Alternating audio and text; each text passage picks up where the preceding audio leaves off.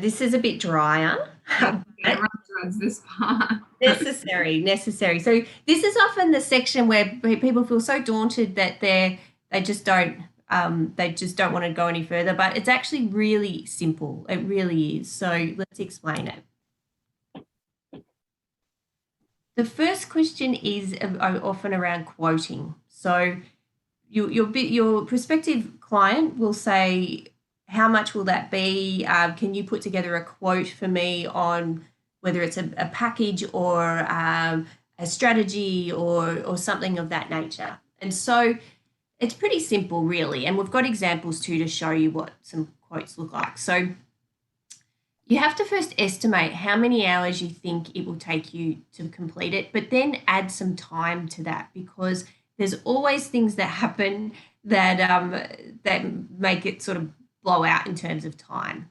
So add a little bit of extra buffer room for yourself.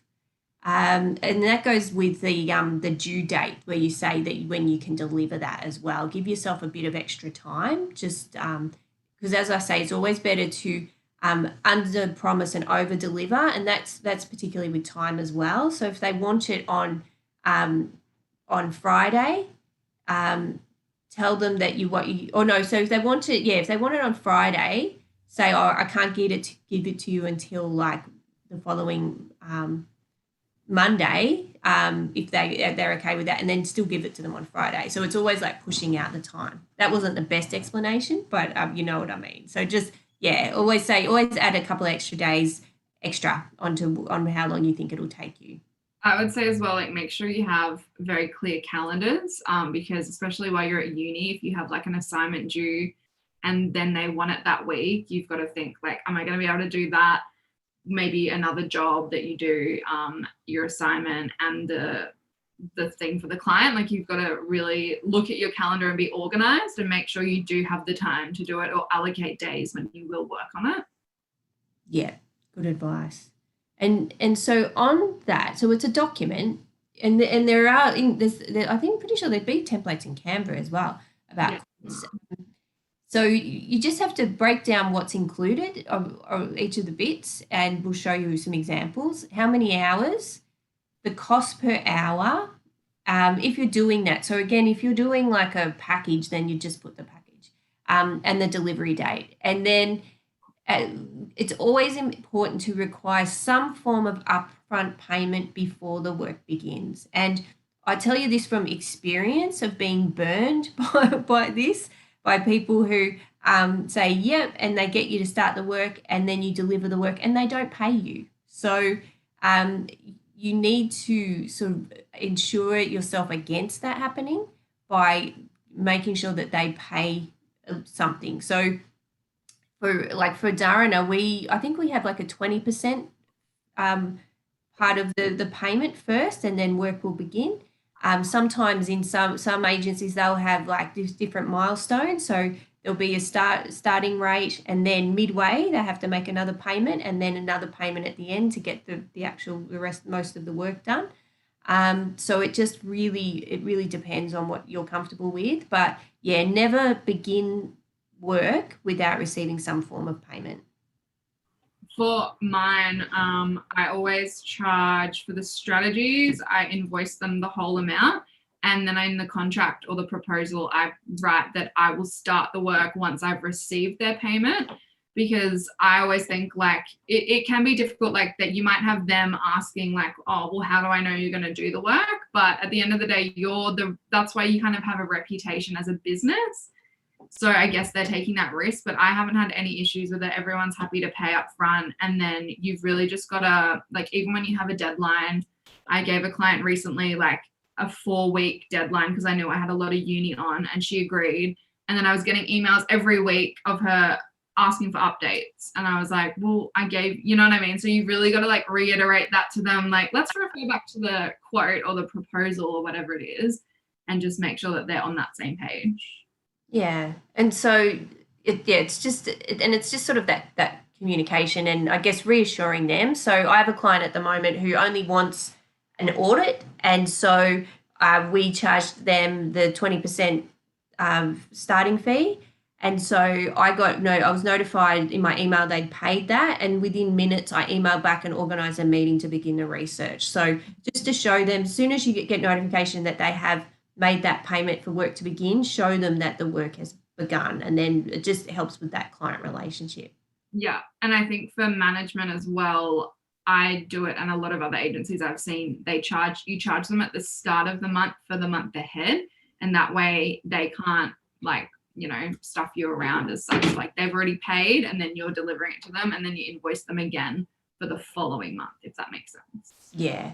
And we'll talk about contracts in a second, and there's that sort of wording and those sorts of clauses in there. But we'll show you now what a quote can look like. So we've got a couple. So Jesse's got a couple and I've got one. So you can see here, Jesse's, it's all branded Oh Hello Social. So it's got who it's for, the service, how much, the deadline, what it all includes, and then her information down there. And I refer to mine more as like a proposal than a quote, just because it's less scary to them, I think, and it's like a bit less intense maybe. Yeah, that's fine. And I mean, I think I don't even call mine. Oh yeah, I call it quotation. It's only because if they use that language, then I'll respond with that language. Yeah, sure. And so yeah, so similar. So we've got similar things. I've got my details. John Jones from John Jones Academy is not real. I made him up, but the just to give you an idea. So we this one was actually for a client who received a business grant, and so we broke the work up into 3 stages, and so you can see here, and they paid at the beginning of each stage. I said payment for each is required up front, so they pay 50% at the beginning and then 50% at the end on delivery. So for that, I did an audit and then a strategy, and then I coached him on how to implement the strategy. So yeah, and then yeah, it's just got all the sort of details there, and it's not until the invoice that you put your banking details and stuff on there, but it's more like just to say this is what I'm proposing, and then they can say yes or no with that. And you can see here too, it's also got your ABN on there.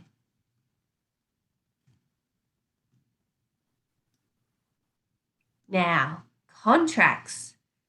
I recommend that you have a contract at the beginning of any work taking place. And it sounds like a drag, but I tell you, it can really help if there's ever any miscommunication or confusion about what you thought you were going to deliver and what the client agreed for you to deliver. You have it all there clear in writing, and it's a signed agreement between the two of you before the work commences. So in it should have both your details clearly and the time frame. So when is this contract? When does it begin? When does it end? And the scope of the work. So what tasks are going to be completed, and it's be as specific as you can, just so it's all laid out there. And then the budget and the payment terms. So I have an example of that as well, or a couple of examples to show you. Do you have much to say on the topic of contracts? I think when you show my one, I can talk on it more. If you want to do your one first. Sure. Okay. Yeah. So here's an example of one, and there's this. I'll put this link to this website in the video description for this video as well, and it has it's a website that has a whole heap of different templates for contracts. So I won't go through all of them, but as you can see, you've got your name and your address, all the sort of details about you and your client, who you are, and what you're going to deliver, and who to, and then the conditions. So you've got when they're going to pay you and how much and by when. And then there's other different terms and conditions that you can change depending on your situation. And in it, you've got things like when, if some of the one party wants to end the contract and how much notice they must give and all that sort of information. So then you're covered. So someone just can't vanish and not pay you because you've got a signed contract there. So yeah, so this link's got a whole heap of them. And I'll just show you now Jessie's one. Mine's a lot less professional. It's very just like, writing the main terms I needed. Yeah. Well, that's what it's about. Yeah. So yeah, I always give like an about us, even though it says it's a one woman thing. But you just give like a little personable thing at the start. I like to, and then go into the inclusions, the term, and there I've written the lock-in contract for the 3 months, the price,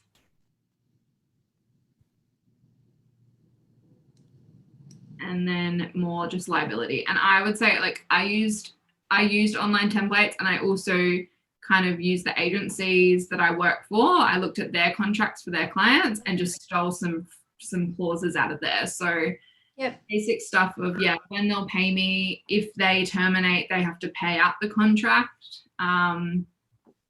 things like that, what they're responsible for giving me content. If they don't provide me content, I don't have to post. That's a good one. Which holds them accountable. In the event a schedule post fails, because your scheduling tools do that, and it's very frustrating when you log on and it says it couldn't post, and just in case that they try and say, oh well, I'm paying you for a posted day, it kind of covers you on the technology side. And then their rights to the content, like at the end of the day, I guess you can decide.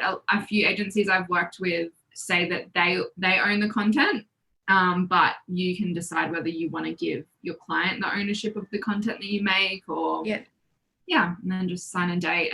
And these, like a lot of these, they can be legally binding. I mean, it's better to have it than not, definitely, because then if there's any confusion, you can go back and say, it's because it's all in writing. You can say, well, remember we had this agreement at the beginning, and it's always better to have it there than to have. You can't base this stuff on just a verbal conversation because there's nothing concrete, and then they can say anything. So it's always good, and it's just transparent for both parties, really, just to have that agreement in place. Definitely. All right.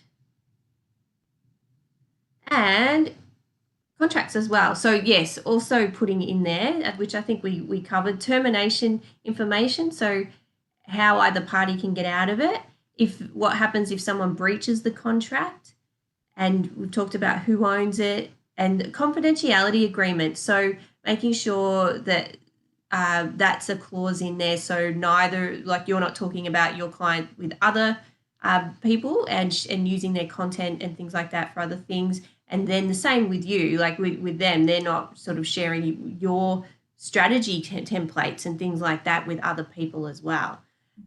And then this idea of insurance, or having that clause about not being liable if anything goes awry from your content. And I think there's a question.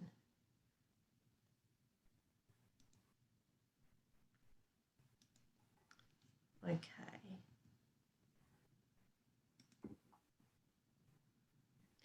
And invoicing. So this is the fun part. This is when you get paid.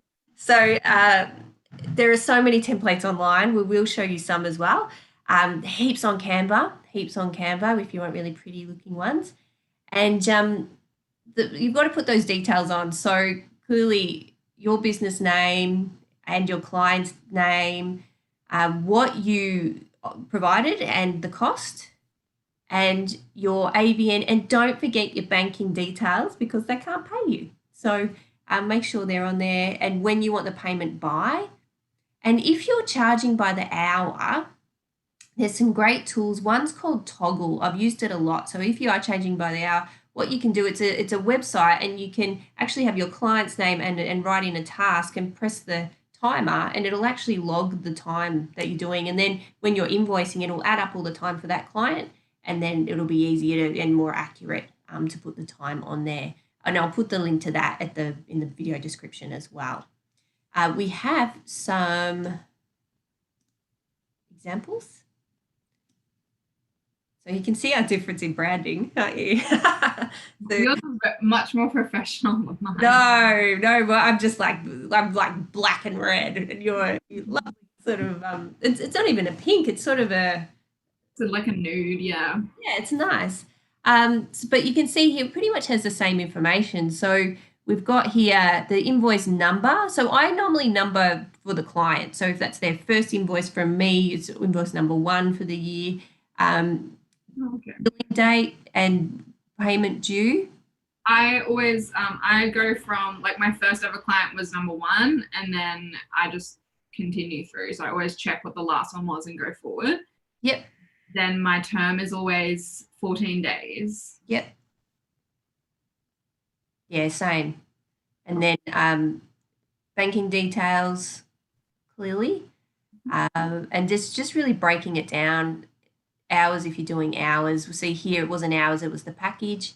So yeah, just being very detailed because you've got to really it helps with client relations as well by showing them exactly what you're charging them for rather than just going social media strategy development this much, like break down what was involved with that because it also then shows them, oh, I'm actually getting value for money by doing that, by seeing how much work actually went into that particular task. And I would say like for mine, I also freelance for 2 agencies. So when I build them, it has an hours and a price column. And up the top, I put how much per hour we've agreed on. And then I break it down like each day, the tasks I did, how many hours that took, and then the price, and then the total. So it's more of like tracking that stuff when it's per hour. Yeah, and it's like it just pays to be transparent, just to show, yeah, because it just, I mean, you'd want to know what you're actually paying for. So, Yeah. And it saves if you're that transparent from the beginning, it saves some more back and forth, and you get paid faster. So, which is important. Yeah. Now the fun stuff, tax and GST. So don't worry, we don't have a lot on this, but just some things to note. So when you've set yourself up as a sole trader with an ABN, you can just lodge your individual income tax return like you normally would. The only thing is that you need to like if you're doing it yourself or you use an accountant, just let them know the amount that you've earned using your ABN. So you've got to be clear with that. So keep a track of that. And so you have to report all extra income that you make.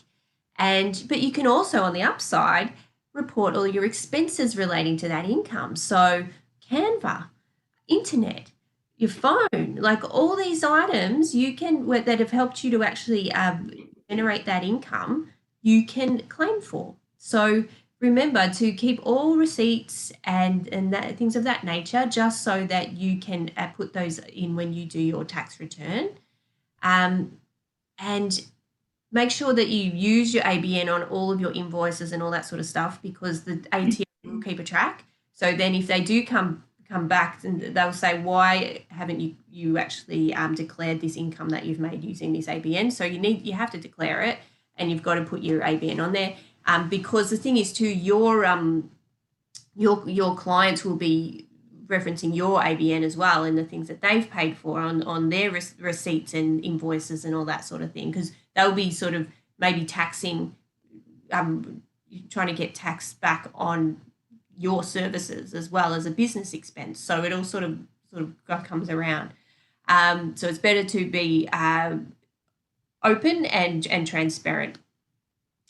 Now, in terms of GST, which seems like a very scary beast for a lot of people, you only have to do it if your turnover is $75,000 or more. So as a student, unless you have a number of very, very high paying clients and you're just blitzing it, you have clients, maybe 3 clients who are paying you 25 grand a year, you're going to be okay. So chances are, just keep a track of how much you're earning from your ABN and your social media management services. And if you're reaching that, then go and talk to an accountant. But you don't have to register for GST unless you're heading towards that stage. So yeah, you can just do it as you normally would in putting your tax return in, but just keep a track of all the income and the expenses related to yourself as a freelance social media manager. Other advice, so keeping track of everything, as I said, and I recommend, well, the ATO recommends just putting some money aside from what you earn, just in case you do have to pay based on that. So on earning that extra money. It doesn't mean you have to do a lot. So they're just saying just as a little buffer, and it's good to have some savings there anyway, just in case, because you don't want to go in and then have to come back with having to pay the ATO. It may not happen that way, but it's always good to have a little bit of savings aside anyway. But as you can see with the big red arrow, go to a registered accountant. So that's always a good thing to do. It's worth the investment just to find out for sure what you need to do and that you've got everything correct in terms of tax. And you can claim their fee on tax the following year. So you're actually not spending it technically, Yeah. So it's an investment in your business. So yeah, it's definitely worth it rather than trying to muddle through on your own. Because it's like with anything, that your clients are getting you. You're a social media expert. They're getting you to do that for their business, and so you're going to an accountant, a tax expert to help you with your business. So yeah, so that just sort of stay in your own lane. And if you're not aware of the tax laws, just seriously go to someone who does. And they can also give you really good advice for things like, if you're earning quite good money, they can kind of work out how you can build your deduction so you're actually not paying as much tax. So like if you need a new Mac, you can buy one and claim most of it on tax, and they can kind of just like, my accountant sent me a sheet the other day because I'm trying to get mine done quicker this year. And there's things on it that I was like, oh, like using your home, you can claim a certain amount on, I think, your rent and like your insurance and your bills and all that stuff, as well as like, you'd be surprised at the things you can claim on tax for your business. And Karen's got kilometers in your car. Like I keep a little vehicle logbook. I think they're really handy. Just you have to remember to like log it in, even if you're going to a meeting, or like I go to a lot of photo shoots, so I have to like log them in and try to remember, and just even writing like from and to and how many kilometers it is, because I never remember, so I never write my is it the odometer? Odometer, yeah. So I would write how many kilometers it is, and then we work it out at the end. So trying to remember that is really important as well. Yeah. So yeah, just be meticulous with it's so worth it to do it, and it's just part of your business process, really.